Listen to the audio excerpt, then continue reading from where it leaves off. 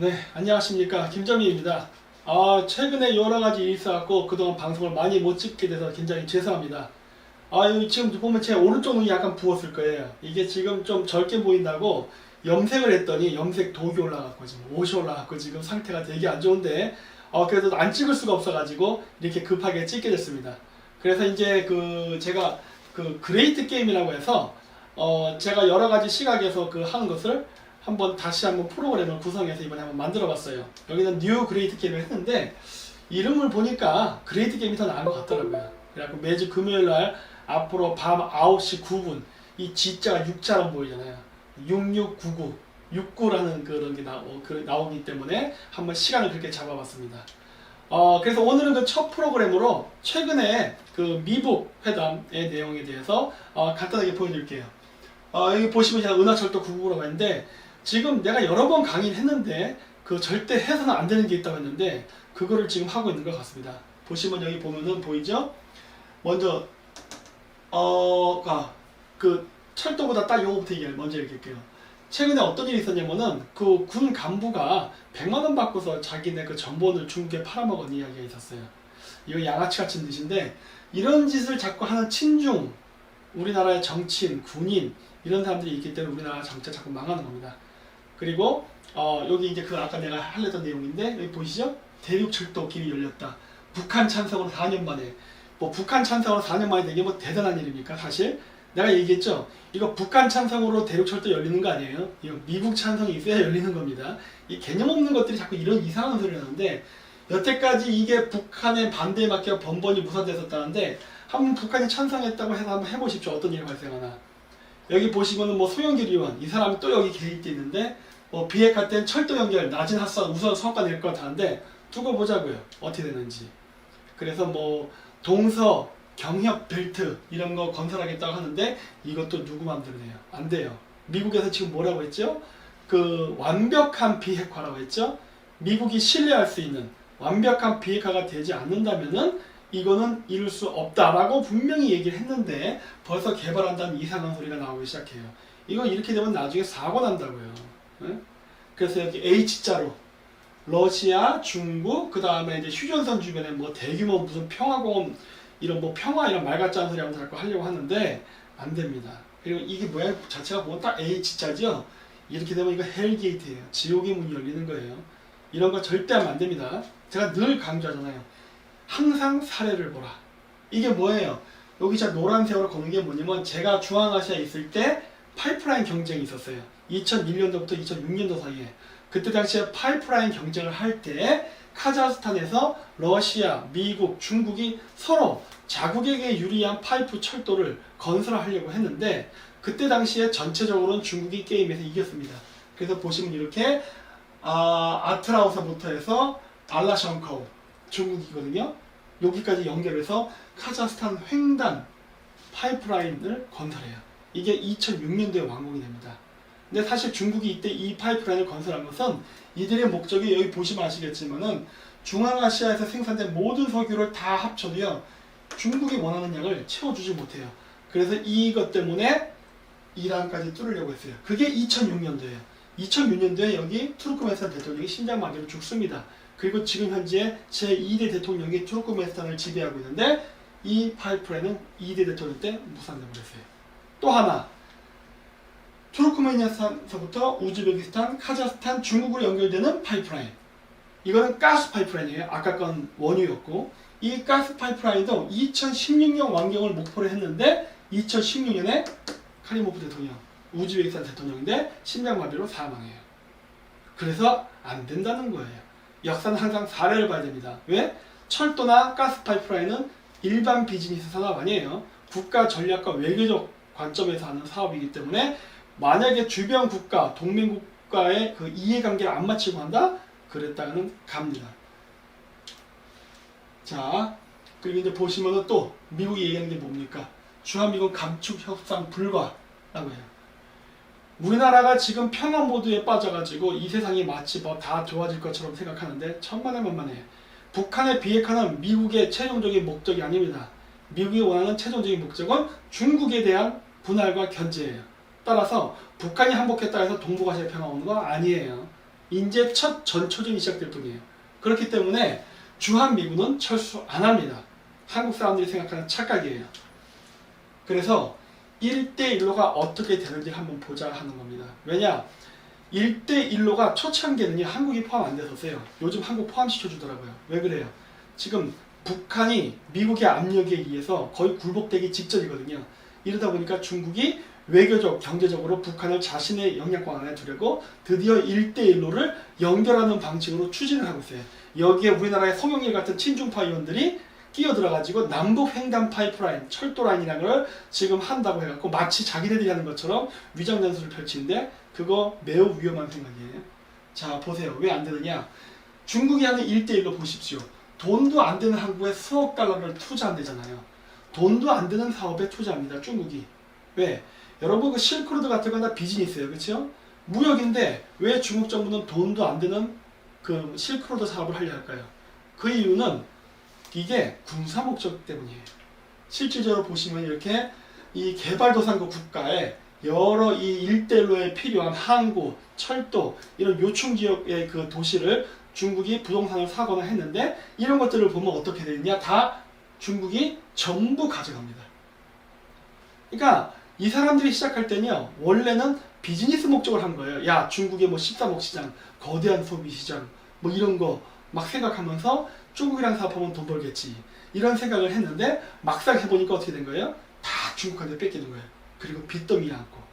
이런 사태가 발생하면서 지금 중국하고 원활한 관계에서 친중 국가들이요, 지금 전부 반중으로 돌아서고 있어요. 한국만 빼고. 그래서 중국이 이러한 1대1로를 포기 못하는 이유가 있어요. 이게 바로 GDP. 중국 독재자 국가이니까 시진핑이 제2의 모택통이라 불릴 만큼 지금 어마어마한 독재를 하고 있는데 이 독재를 하는 데 있어서 정당성이 주어지는 것은 바로 경제개발이에요. 경제개발만 할 수 있다면요, 독재해도 누가 뭐라고 말 안 합니다. 물론 한국의 자법 빼고. 우리나라 박정희 대통령의 개발 독재에 대해서 불평불만한 사람들은 없어요. 그 당시 세대 사람들 중에. 지금의 운동권 출신 빼놓고는. 그래서 시진핑도 자기의 정치적 생명을 연장시키기 위해서는 GDP, 즉 경제 성장이 되는 것처럼 보이게 해야 돼요. 왜? 이미 중국 성장이 끝났거든. 그러다 보면 어떻게 돼요? 정부 지출, 가계, 수출 이거를 늘려야 됩니다. 수입은 아니에요. 수입은 GDP의 마이너스 요소니까. 그런데 지금 트럼프 대통령이 수출을 막아버리니까 어떻게 돼요? GDP가 떨어지기 시작합니다. 왜? 수출이 잘 돼야 기업이 법인세를 많이 내서 정부가 돈을 갖고 국책사업을 하고, 기업이 돈을 많이 벌어야 월급을 많이 줘서 소비가 이루어질 텐데 기업이 안 움직이니까 가계 소비랑 정부 지출이 죽어버리는 거예요. 그래서 중국이 지금 하고 있는 게 뭐예요? 일종의 뉴딜 정책 같은 거예요. 그게 뭐예요? 바로 정부가 지출을 늘려서, 즉 정부가 프로젝트를 해가지고 일을 막 만든 다음에 그 일거리를 기업한테 줘서 내수, 즉 소비시장을 촉진시키려는 방법을 쓰는 거예요. 그거를 중국 땅 안이 아니라 중국 땅 바깥에서 하려고 한 거죠. 그래서 중국 내부 경제 성장을 시키기 위해서 바깥에서, 즉 해외에서 사업을 벌리면서 친중 정치인 만들고 친경제인 만들고 매수하면서 방글라데시, 미얀마, 파키스탄, 뭐 카자흐스탄 등등 여러 국가에서 그 사업을 벌였는데 어떻게 되는 거예요?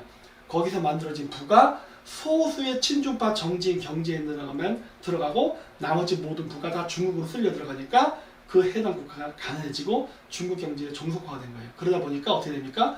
반중 국가가 되는 거예요. 그래서 중국은 이거를 멈출 수 없어요. 중국은 자기가 살기 위해서, 즉 시진핑의 장기 집권을 위해서 GDP를 올리려고 하면 올리려 할수록 중국 주변에는 반중 국가가 생길 수밖에 없는 필연적 구조예요. 한국만 여기서 반대로 가고 있어요. 자, 그래서 보세요. 선진국들도 싫어합니다. 메르켈, 마크롱, 메이. 이거 다 영국, 프랑스, 독일, 유럽연합의 주요 강대국 멤버 아닙니까? 이런 총리나 대통령이 안 하겠다고 하는 거예요. 왜? 중국 쪽으로 하고 하냐 이거지. 사업이란 건 기부의 사이클거든요. 근데 중국 일방으로 좋은 이러한 1대1로를 하려고 하니까 다 거절하고 참가해서 빠진 겁니다. 그리고 선진국만 빠졌냐? 그게 아니에요. 보세요. 말레이시아에 이어서 스리랑카, 네팔도 1대1로 사업 안 한다. 탈퇴. 또 미얀마도 안 한다. 이런 얘기가 나왔어요. 그리고 오늘이 6월 9일이죠. 그 아까 그 이메일 보니까 그 뭐였더라? 6월 10일 날 베트남에서 반중 집회 한답니다. 어마어마한 규모로. 그래서 우리나라 그 주 베트남 대사가 공문을 보냈더라고요. 교민들 안전을 유의하라고. 이 정도로 동남아시아는, 즉 우리가 화교가 경제를 80% 90% 장악하고 있다고 보통 알고 있잖아요. 그런 지역의 국가들이 전부 반중, 반화교로 연대가 되고 있다는 거예요. 한국만 빼고. 그래서 선진국을 있던 중국 주변에 선진국이 됐던 후진국이 됐던 다 중국 주변의 국가들, 중국의 1대1로와 이해관계를 했던 국가들이 전부 반중으로 돌아서고 있어요. 그런데 이런 사업 또 보면은 아까 미얀마, 말레이시아, 베트남 이런 나라 나왔죠? 이거는 지금 실크로드 사업이 아니라 바닷길입니다. 1대1로 중에 1로 바닷길이에요. 이 바닷길에 있는 국가들이 어떻게 돼요? 지금 아까 안 한다고 했죠? 그 사업을 뿐만 아니라 미국도 남중국해에서 해상 작전을 강화하고 있어요. 이게 검토라고 써있지만 이미 강화했습니다. 그래서 보면은 이렇게 분쟁 지역을 비행해요. 중국인들이 자기 땅이라고 주장하는 지역을 이렇게 비행기로 또는 배로 왔다 갔다 하면서 중국을 장악하는 겁니다. 한 번 칠 때만 쳐봐라요. 치는 순간 나는 너를 100배 1000배를 강력한 무력으로 응징하겠다 해요. 그러니까 중국이 어떻게 했습니까? 초창기에는 미사일 기지를 짓고 미국을 위협하려고 했어요. 근데 지금 어떻게 됐어요? 미사일이 사라졌어요. 철수시켰습니다. 왜? 미국 자극시켜봐야 좋을 게 없다. 그래가지고 꼬리를 중국이 팍 내렸어요. 중국도 꼬리를 내리는데 미국한테 반기를 드는 우리나라는 뭡니까? 이런 걸 가지고 주체 사상이라든가 이런 사들이 얘기하지 마세요. 이거는 실내 외교력 차원에서 하는 거니까. 자, 그리고 이제 북미회담의 흐름. 이제 조만간 우리 그 지방선거 투표 끝나고 나면은 트럼프 대통령이랑 김정은이랑 만나게 됩니다. 근데 많은 사람들이 걱정해요. 김정은이랑 만나서 회담이 잘 돼가지고 우리가 불리해지는 건 아닌가. 그럴 수도 있어요. 그럴 수도 있지만 아직까지는 그렇지는 않습니다. 왜? 미국의 전체적인 정책의 흐름을 우리 한번 검토를 해봐야 됩니다. 보세요. 의회에서 뭐라고 했느냐? 김정은이랑 트럼프 대통령이 만난다고 할 때, 야, 그건 쇼다 이거예요. 의미 없다. 회의론이 대다수예요. 지금도 마찬가지예요. 그리고 러시아에서 이런 일이 있었어요. 러시아 억만장자 기업이 해외에서 대폭락. 그 나스닥 상장돼 있는 러시아 기업들이 아마 20% 30%까지 주가가 확 떨어진 적이 있었어요. 물론 루브라도 평가 잘했는데 이때가 2018년 4월 9일이에요. 근데 왜 그랬을까 하는 거예요. 이유가 있었어요. 그날 북한의 리용호가 러시아의 외무상을 만났습니다. 왜? 비핵화 문제 때문에 러시아한테 도와달라고. 이 문제 때문에 미국이 러시아에 대해서 어마어마한 경제 보복을 한 거예요. 그때 러시아가 막았나요? 못 막았어요. 왜? 러시아에 돈이 없어요. 미국이 러시아의 루블화를 화폐 공격하고 러시아의 대기업들을 우리가 보기엔 쟁쟁이 보이죠. 막 러시아 사람들 전 세계 이번에 필리핀 한번 동남아시아 가보십시오. 막 돈을 뿌리고 사는 애들인데 그런 애들조차도 꼼짝을 못하고 흐물흐물 당했다고요. 그거를 방어할 수 있는 돈이 없었어요. 그러면서 미국이 러시아한테 강력한 경고를 했죠. 북핵 문제 뛰어들지 마. 이런 식으로. 근데 러시아는 거기에 대해서 대응을 못했습니다. 그래서 또 어떤 일이 있었느냐. 여기 보시면 북한 최고위층 정보당국자 핵실험 정보밴드 탈북. 지금 트럼프랑 김정은이 만난다 안 만난다를 놓고 막 감론을박할 때예요. 울란바토르에서 만난다, 북경에서 만난다, 블라디보스톡에서 만난다, 여러 얘기가 나올 텐데 그때 당시에 그러한 이야기가 막 오가는 그 과정에서 바로 미국이 북한의 핵기술자를 빼돌렸죠. 이게 이렇게 되면요, 정상적인 북한이었다면 어떻게 될 것 같습니까? 바로 정상회담 중지입니다. 야, 올 스톱. 미국이 우리랑 협상하는 척하면서 뒷담 맞췄다. 기분 나빠. 없던 걸로 해. 이렇게 얘기해야 정상이에요. 근데 북한이 어떻게 대응을 했느냐? 5월 6일이에요, 이 사건이. 신문에 보도난 게. 5월 9일날 폼페이오 CIA 국장이 방북합니다. 그리고 어떤 일이 발생하느냐? 적국이었지만 이젠 평화를 위해 협력. 이 말만 보고서 북한이랑 미국이 사이 좋아졌다 생각하면 안 돼요. 안 됩니다. 왜? 미국은 뒤통수 친 거예요. 아까 얘기했듯이. 그리고 나서 어떻게 돼요? 그 다음날 여기 5월 10일 그러니까 5월 9일에 폼페이오가 가고 그 다음날에 5월 10일날 미국인 3명 미국 본토 도착. 이 뉴스가 난 거예요. 뭐야 이거는? 폼페이오 CIA 국장이 북한에 가서 거의 협상도 안 한 거예요. 그냥 일방적으로 3명 데리고 온 겁니다. 그게 뭐예요? 정상회담 직전에 서로 간에 외교적인 우월한 고지를 차지하려고 막 신경전을 쓴다고 우리는 생각하고 있잖아요. 근데 내부를 들여다보면 그게 아닌 것 같은 거예요. 왠지 북한이 끌려가는 것 같다는 느낌이 드는 거예요. 왜냐? 아까도 얘기했죠? 북한의 핵 기술자를 빼돌렸어요. 미국이 마치 평화적으로 대화할 것처럼 막 이야기하면서 트럼프도 뭐 좋은 얘기 많이 했잖아요. 김정은한테 얘 괜찮은 사람인 것 같다. 좋은 애다. 남한만큼 잘 살게 해줄 수 있다. 온갖 미사용을 다 내면서 결국 뒤통수 친 거거든요. 핵 기술자 빼돌렸으니까. 그런데 북한이 거기에 대해서 핵협상 중단이란 말조차도 못하고 나중에 폼페이오 CIA 국장이 가서 이 문제를 해결하겠다 가서 아 북한은 이제 더 이상 우리의 적이 아니다. 평화를 위해서 많은 노력하겠다. 말로는 아름다운 말을 했는데 내부적으로 뭘 했어요? 미국 그 시민들을 데리고 왔다고요. 이건 어떻게 보면 북한이 외교적으로 졌다는 걸 얘기하는 거예요. 연구자도 뺏기고 자기가 포로를 붙잡고 미국을 협상의 조건으로 이용해 먹을 수 있는 어떤 유용한 도구인데 포로까지도 다 내줘버렸으니까 북한이 협상에 진 거죠. 왜 그랬을까요? 먹을 게 없어요. 먹을 게. 미국이 전례 없는 경제 봉쇄를 취했습니다. 북한에 대해서. 북한이 이거 지금 트럼프 대통령이 만약에 이번 협상이 트럼프가 원하는 그림대로 안 나올 경우에 뭐 몇백 가지를 또 봉쇄하겠댔어요. 지금 북한이 죽기 직전이거든요. 숨이 껄떡거리는데 몇백 가지를 더 봉쇄하겠대요. 도대체 얼마나 많길래 이런지 몰라도. 이렇게 되면 북한 체제가 스스로 전복됩니다. 김정은은요 빨리 트럼프랑 만나야 돼요. 그래서 제가 예전에 국회 강의 때도 그랬을 거예요. 트럼프랑 회담이 결렬됐다고 해서 북한이 멈추지 않는다. 북한은 빠른 시일 내에 트럼프를 만나야지 이거 시간 끌면 끌수록 김정은은 생명이 위태로워진다고 제가 얘기했었을 거예요. 근데 아니나 다를까 8시간 만에 김영철이가 미국한테 편지 보내죠. 다시 한번 하자. 왜? 북한이 아쉽다예요. 미국은 북핵 기술자도 훔쳐가. 그리고 북한에 가가지고 미국 그 시민권자들도 데려와. 그런 분위기 속에서. 이러고 협상도 트럼프가 일방적으로 안 하겠다고 파토냈어. 그런데 북한에서 만나자라고 제안해요. 누가 유리한 것 같아요? 미국이죠. 이런 걸 보라는 거예요. 이런 걸. 트럼프가 지금 뭐 중간 선거에서 이기려고 뭐 어쩌고 그런 말도 안 되는 소리 듣지도 말라는 거예요. 자, 그래서 김정은 보세요. 트럼프에 여러 번 만나자. 아쉬운 거 김정은이에요. 착각하지 마십시오. 트럼프 하나는 아쉬워요. 미국하고 러시아는요 앞으로 중국 경제한테 한 팀이 될 겁니다. 그렇기 때문에 트럼프에 대해서 러시아 스캔들 일으키는 거 불가능한 일이에요. 그리고 이미 그거 논의도 안 되고 있습니다. 우리나라 좌파 언론이 자꾸 거짓말하는 거지. 보세요. 또 트럼프 북한이 만나고 싶어요. 3, 4개 날짜 고려 중. 이게 예전 뉴스예요. 2018년 4월 26일. 그때 뉴스예요. 요건 6월 4일이에요. 김정은이가 구애한다니까. 그러면 누구 말이 맞냐를 항상 비교해야 돼요. 그러니까 우리는 뭘 봐야 돼요? 사실에 근거해서 이야기의 전후 사정을 살펴보면 돼요. 근데 이야기의 전후 사정을 살펴보면 누구 말이 맞는 거 같냐?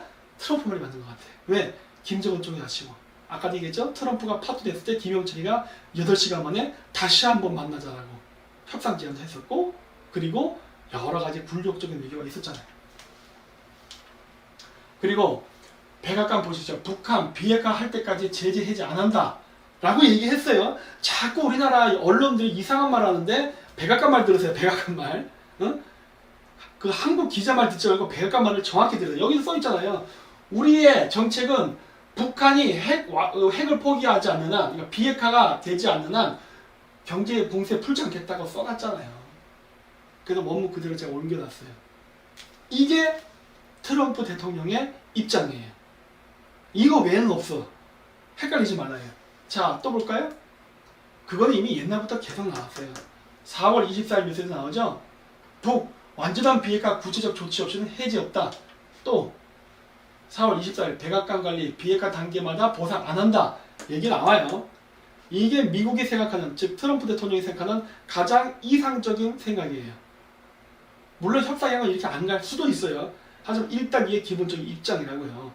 근데 아까도 얘기했듯이 김정은하고 트럼프가 만나는 이 전체적인 정황을 보면 미국이 유리해.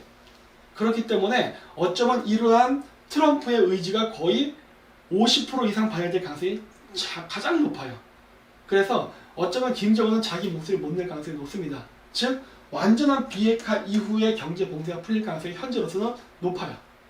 그래서 트럼프랑 김정은 대통령이 그 싱가포르에서 만나는 거 안 중요해요. 비핵화에 대해서 어떻게 합의를 하냐 그 내용이 중요한 거예요.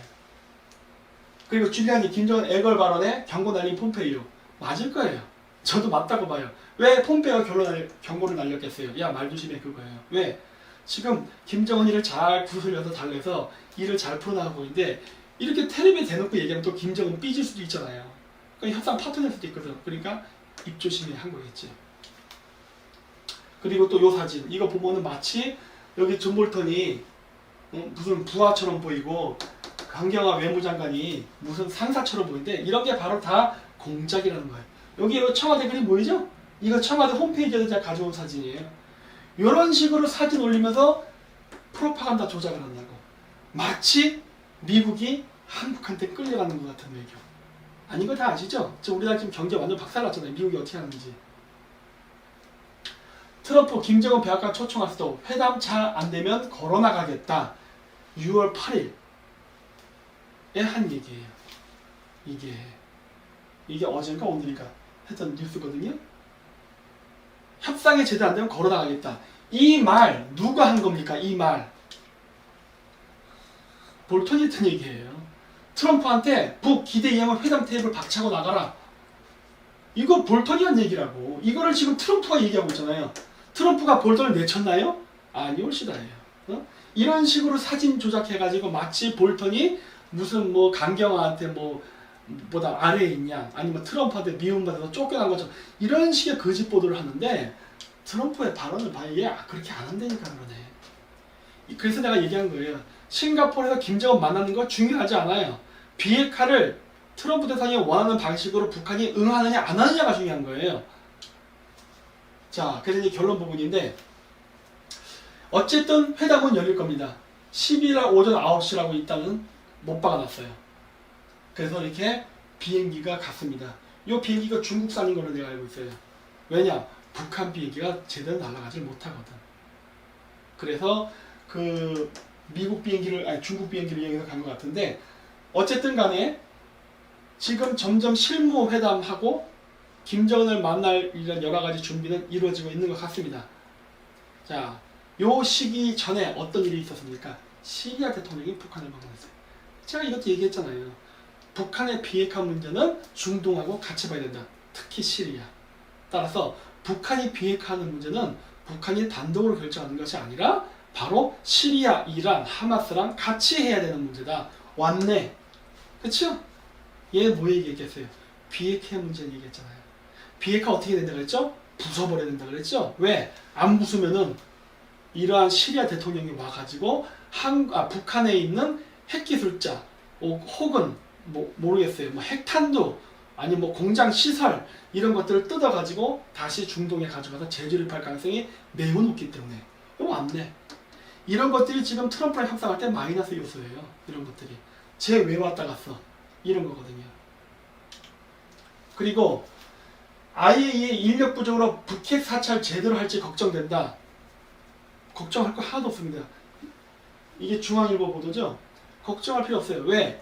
인력이 부족하다면 비핵화를 확신하는데 걸리는 시간이 얼마나 걸릴까요? 더 오래 걸리겠지.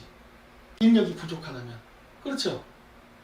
사람이 적으니까 미국이 확신하는 그 단계에 이를 만큼 비핵화 사찰을 적은 사람으로 하려면 아무래도 오래 걸리겠죠. 그 기간 동안 북한은 경제 봉쇄를 풀지 않습니다. 힘든 건 누구예요? IAEA예요? 북한이에요. 북한이 힘들어요. 이 포인트를 놓치지 말라는 거예요. 그리고 이건 제 개인적인 생각인데 이거 IAEA 핵사찰 할 때 만약에 인력이 부족하잖아요? 저는 미녀 부대 보내면 된다고 해요. 북한 애들이 우리나라에 올 때 항상 미녀 응원단 보내죠? 우리도 똑같은 전략을 써야 됩니다.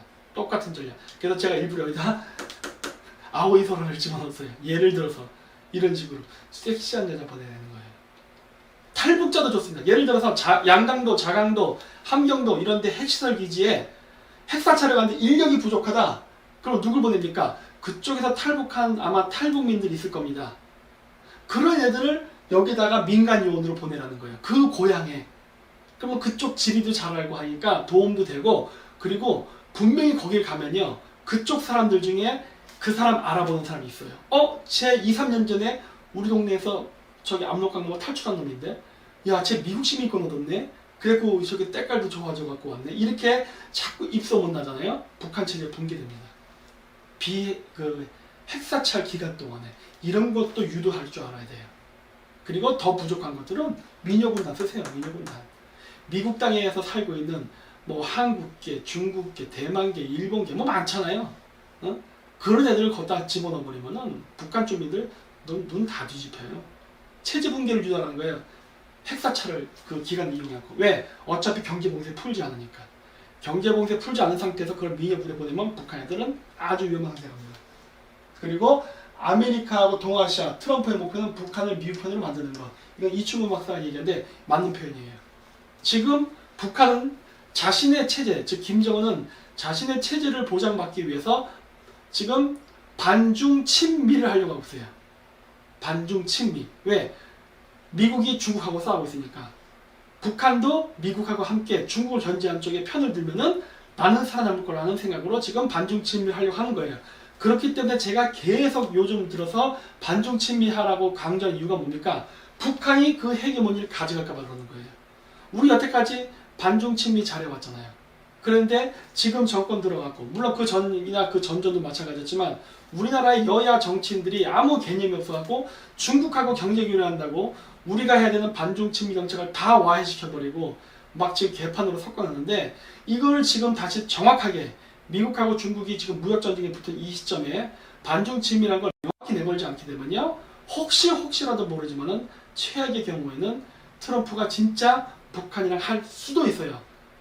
그렇기 때문에 북한의 비핵화만 부르짖지 말고 반중 친미를 하라는 얘기는 왜 그랬느냐? 북한이 그 헤게모니를 가져갈까 봐 그런 거예요. 우리가 경제적으로나 미국하고 엮이는 게 훨씬 많고, 금전적으로, 그 다음 산업 등등 미국이랑 엮인 게 굉장히 많습니다. 따라서 미국이 갑자기 우리가 친중을 했다고 해서 확 뒤집기는 어려워요. 그렇기 때문에 우리가 다음번 뭐 이번 선거 이후가 됐던, 대통령 선거 이후가 됐던, 정권이 바뀌었을 때 아니면 지금이라도 빨리 반중 친미를 하지 않는다면은 그 헤게모니는 북한으로 넘어갈 것이고, 그렇게 되면 진짜 트럼프가 얘기했는 것처럼 남한만큼 북한을 경제 성장을 시킬 수 있는 날이 올 수도 있습니다. 물론 이 과정 속에서 김정은이 체제 보장 당하냐? 그건 전 몰라요. 하지만 북한이라는 나라 자체가 한국만큼 경제 성장이 할 수 있는 기회는 올 수 있습니다. 근데 여러분 그거 알아야 됩니다. 북한은 자유민주주의 국가 아니에요. 두 개의 체제의 국가가 공존은 못합니다. 따라서 만약에 미국이 북한을 중국 견제 목적으로 키우게 되면요, 자칫 잘못하다가는 그냥 남한과 북한은 영원한 분리가 될 수 있어요. 왠 줄 아세요? 지금 중국하고 대만, 중국하고 홍콩도 1국가 2체제입니다. 그런데 계속 삐그덕거리고 싸우고 그래요. 중국이 압도적으로 힘이 셈에도 불구하고 그런 일이 일어나는데, 남한하고 북한이 인구 차이도 2배밖에 안 나는데 경제 수준이 같아진다고 생각해보세요. 어떻게 되겠어요? 북한 사람이 합칠 것 같습니까? 절대 안 합칩니다. 남북 통일 안 되는 거예요. 체제를 달리한 상태에서 북한을 키워주게 되면요, 북한은 그 돈을 가지고 다시 무기를 키워서 남한을 위협하는 쪽으로 갑니다. 마치 중국이 미국한테 하듯이. 그래서 안 된다는 거예요. 그래서 이번에 지금 김정은이가 코너에 몰렸을 때 우리는 미국하고 한편에서 김정은 체제를 전복시키고 북한이라는 나라를 해방시켜가지고 당장 통일은 되지 않는다라도 1국가 아니야 2국가 1체제로 나가면서 장기적으로 통일을 준비하는 쪽으로 가야 돼요. 즉 북한이나 우리나라 좌파들이 얘기하는 그 고려연방제 방식이 아니에요. 그거는 1국가 2체제잖아요. 제가 얘기하는 건 2국가 1체제예요. 즉 무슨 말이냐? 두 개의 자유민주주의 국가가 남한과 북한에 있으면서 과도적으로, 그러니까 국가도 두 개예요. 단 체제는 뭐예요? 자유민주주의라는 하나의 체제 있으면서 장기적으로 합쳐나가는 쪽으로 가면 돼요. 그런 통일은 가능해요. 하지만 북한 체제를 그대로 유지시키는 상태에서는 절대 안 됩니다. 그래서 이렇게 해서 오늘은 짧게 30분 이렇게 강의를 요약해서 한번 해봤습니다. 그래서 앞으로는요, 이 강의를 길게 하지 않고요, 좀 짧게 하려고 그래요. 왜냐면은 이 길게 하면 저도 피곤하고 듣는 사람들도 집중이 잘 안 되는 것 같더라고요. 그래서 앞으로는 한 개의 주제를 좀 짧게 잡아가지고 이렇게 압축적으로 하도록 하겠습니다. 하다 보니까 아마 다른 강의 할 때도 예전에 썼던 PPT가 중복돼서 나는 경우가 있을 거예요. 이거는 그 이야기의 논리를 전개하기 위해서 필요한 거니까 그런 부분은 양해해 주십시오. 그래서 뭐 앞으로 제가 좀 외국에를 좀 갔다 올 건데 외국에 나간다 하더라도요 제가 동영상을 찍어서 계속 올리는 거는 제가 계속 끊기지 않게끔 노력해서 하도록 하겠습니다. 그럼 오늘은 저 김정민의 그레이트 게임 첫 강연을 마치도록 하겠습니다. 감사합니다.